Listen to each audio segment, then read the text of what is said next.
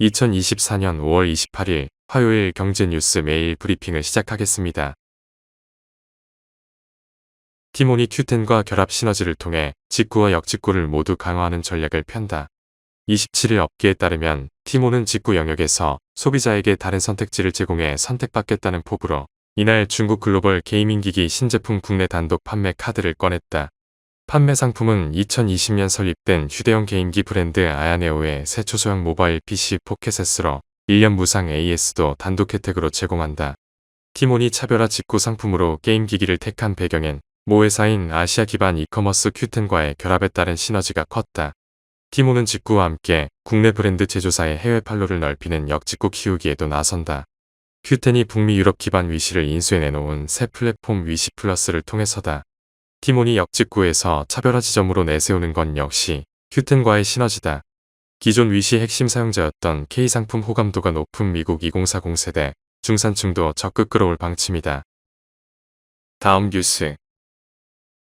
LG 계열 홍보회사 HS에드가 국내 최초로 100% 인공지능을 활용해 제작한 LG U+의 브랜드 광고 캠페인을 선보였다고 27일 밝혔다. 별도 촬영 없이 AI 영상만으로 100% 구현된 광고는 이번이 처음이다. 이미지가 아닌 전체 영상을 모두 AI로만 구현해내기에는 고도의 기술력, 고난도의 작업이 요구돼 지금까지 국내에서 시도되지 않았었다. 이번 캠페인은 LG U+의 새로운 브랜드 슬로건인 그로스 리딩 AX 컴퍼니를 소개하고 AI 기술을 통해 고객의 성장을 이끄는 기업으로서 U+의 도약 의지를 담아냈다. HS에드는 30초의 짧은 영상을 위해 20만 프레임 이상의 AI 생성 소스와 현존하는 AI 프로그램 8개를 다양한 방식으로 응용했다. LG U+의 익시 AI 기술도 제작에 활용됐다. 다음 뉴스. 27일 투자은행업계에 따르면 하이브는 이날 오후 5시까지 SM 보유 주식 75만 주에 대한 기관 수요 예측에 나섰다. 블록딜 매각 주관사는 삼성증권이 맡았다. 한 주당 매각 할인율은 SM의 이날 종가 대비 최대 마이너스 4%에서 마이너스 5.5%가 적용될 예정이다. 현재 보유 주식 수는 296만 7,759주다. SM의 이날 종가 기준 하이브의 보유 주식 가치는 약 2,843억 1,100만 원이다. 이번 블록딜의 할인율 하단을 적용할 경우 약 680억 원을 회수하게 된다. 하이브의 이번 결정은 중국의 한한령 해제 기대감으로 엔터주에 대한 투자 심리가 살아나고 있기 때문으로 분석된다.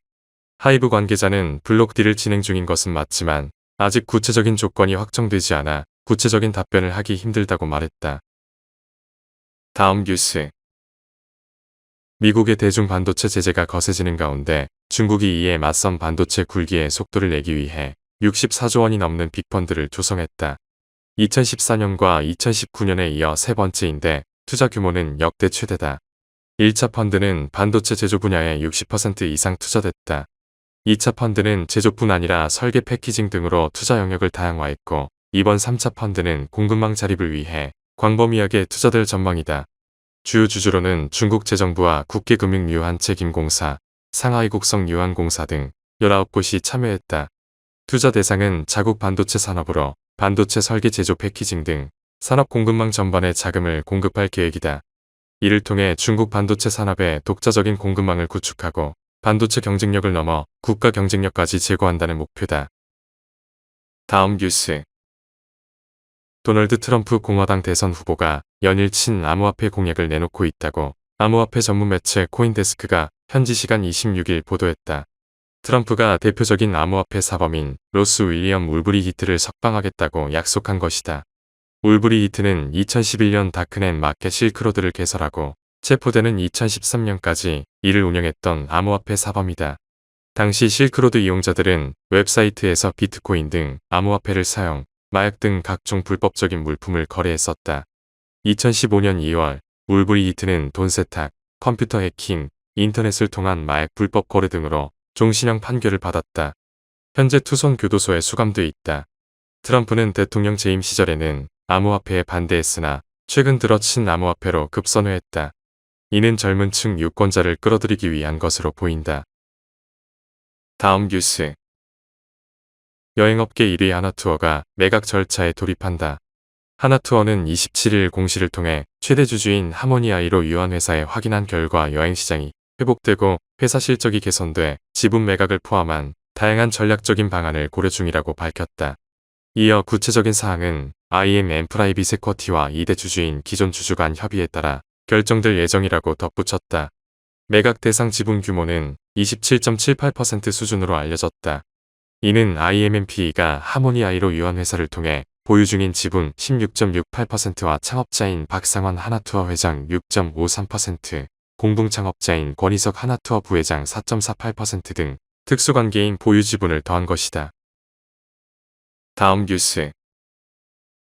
유명 인사들이 즐겨 신는 것으로 유명한 이탈리아 프리미엄 신발 브랜드 골든구스가 이르면 이번 주 이탈리아 밀라노에서 기업 공개에 들어갈 것으로 전해졌다. 골든구스 신발은 이탈리아에서 수작업으로 제작되는 것으로 유명하며 한 켤레의 가격이 약 500유로에 달할 정도로 고가이지만 인기 스타들이 즐겨 신어 소비자들 사이에서도 인기를 얻었다.